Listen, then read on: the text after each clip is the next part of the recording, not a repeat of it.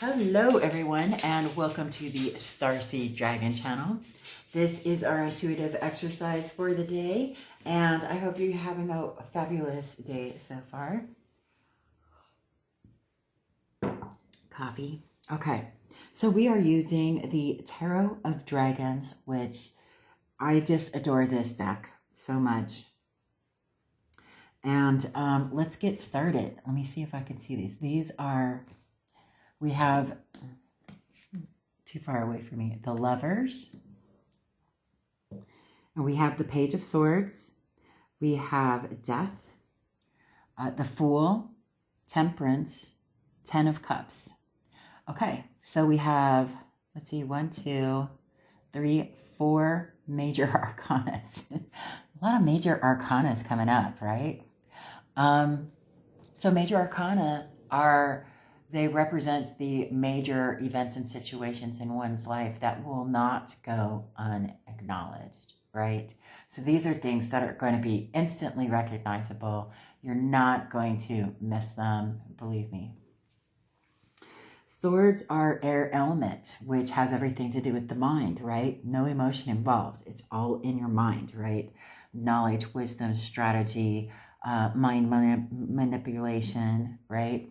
Cups is water element, and it has everything to do with emotion, right? Feelings, intuition, things of that nature.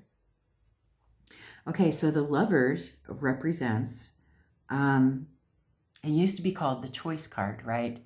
But it represents having to choose what it is that you love, right? And choosing love is not always something that people do, right? But the choice is there for this imaginary person we're pretending to read for, right? The Page of Swords pages are the children of the court cards, right? So think of looking at the world through childlike eyes, right? They are students. They are eager to learn new things. They are curious, right? The Page of Swords itself is known as the spy master because they're truth seekers, right?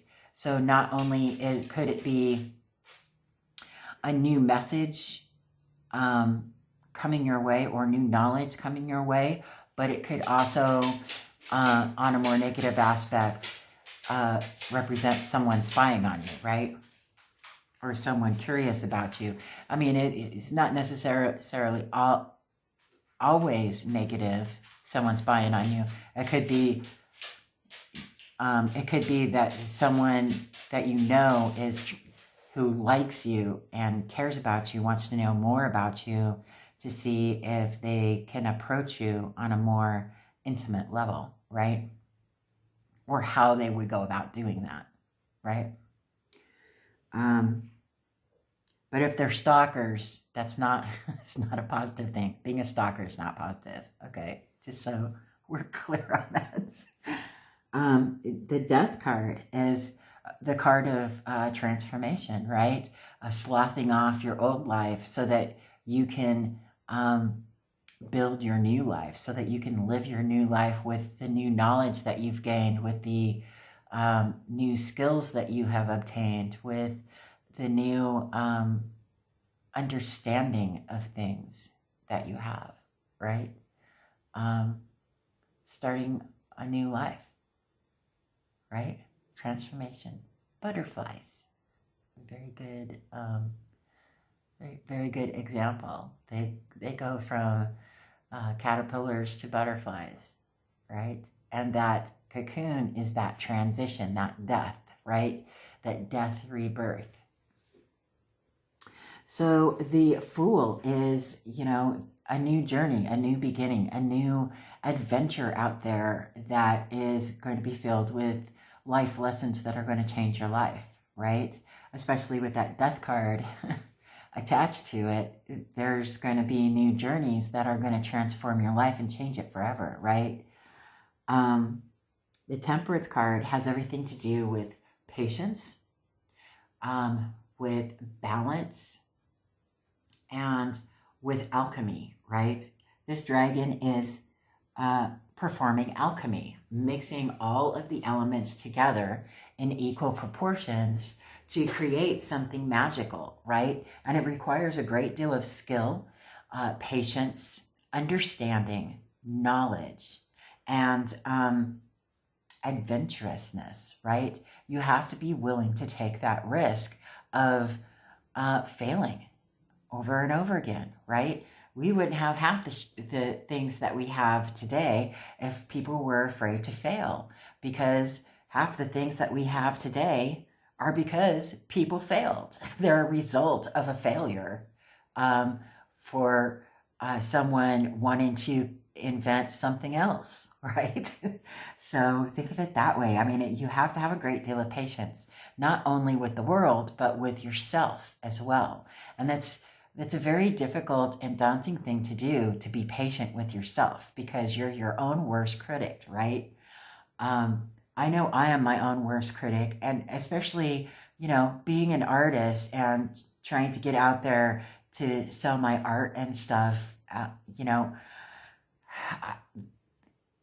have that perfectionist thing where, if it doesn't feel right, I won't display it or let anybody see that piece of art.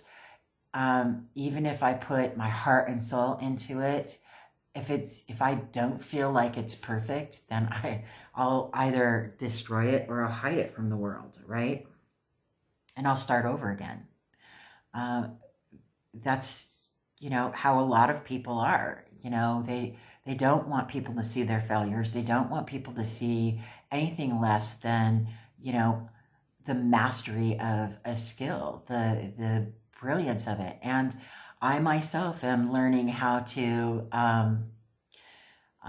share my art, even in all of its beautiful imperfection. And I am in love with the imperfections that I'm creating. And that has taken me decades and decades to come to terms with, to understand, and to embrace.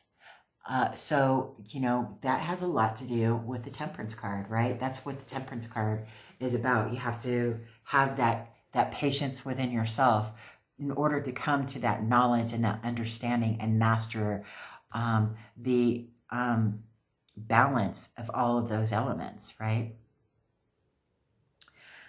Now, the 10 of Cups is the happily ever after card, as they say. 10 is the ending of a journey and the beginning of a new one, right? 10s are the ending and the beginning. It's the ending of one journey and the beginning of another. This is an emotionally fulfilling card because it's a cup. It's a 10 of Cups. So it's emotionally fulfilling. I personally think out of all the 10 cards, the most abundant card is the 10 of Pentacles, because it's, the family legacy, the material wealth, the happily ever after, the no worries, we've accomplished it. That's the card for me personally. But for a lot of other people, the 10 of Cups, that's the happily ever after card for them. That's the emotionally fulfilling one. That's the, the happy family and the white picket fence and the house on the prairie, or whatever your happily ever after ideal way of being is. That's what this 10 of Cups would represent, right? So what is it that that you're seeing message-wise? Let me know in the comment section below. To start off, just, go with the card that your eye was attracted to intuitively first. That's where you need to start, and just take a deep breath and just let it flow. You can go to whatever other card you are guided to and just be with those messages. Even if you have to pause the video at any particular point to just look at the cards, do that. Okay? So we have some oracles. So this is the Dragon Oracle. Let's see what we got. Omega Dragon, Harness the divine feminine power of creation. Intention, hold your vision, birth the higher consciousness. Well, that is quite beautiful. That reminds me of the death card, really. The Lover's card comes through with that too. Omega Dragon. Let me read from the book. Where did I put the book? There it is. Omega Dragon. Get my fairy book out too. Omega Dragon. Let's see. Where are you at, Omega Dragon? What page could you be on? Omega Dragon, page 108. One moment, please. Yes. Phyllis is securing the perimeter.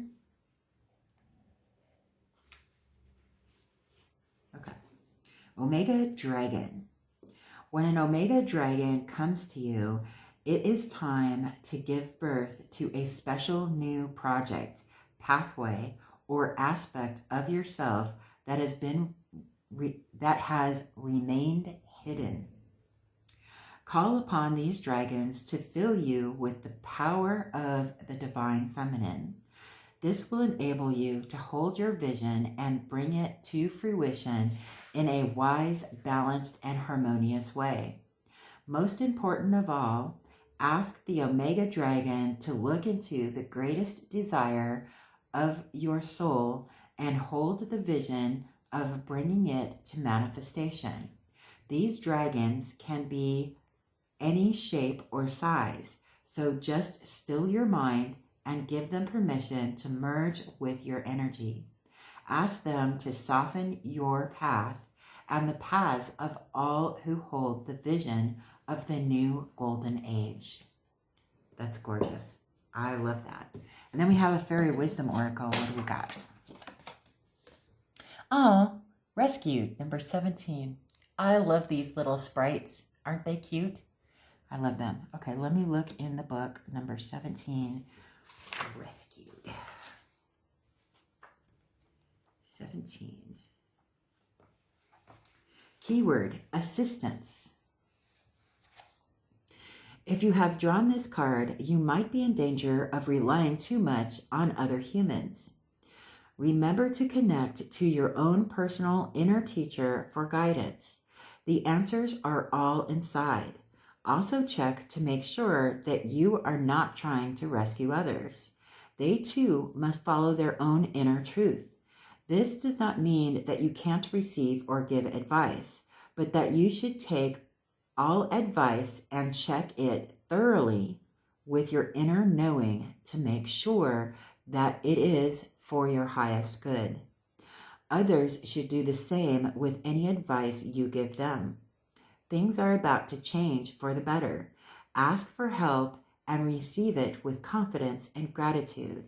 Have peace in the knowledge that all problems come with their own solutions. With the help of the spiritual realms, there is nothing you cannot accomplish or handle. There are thousands of beings waiting to serve you at any given time. This is their joy and their salvation.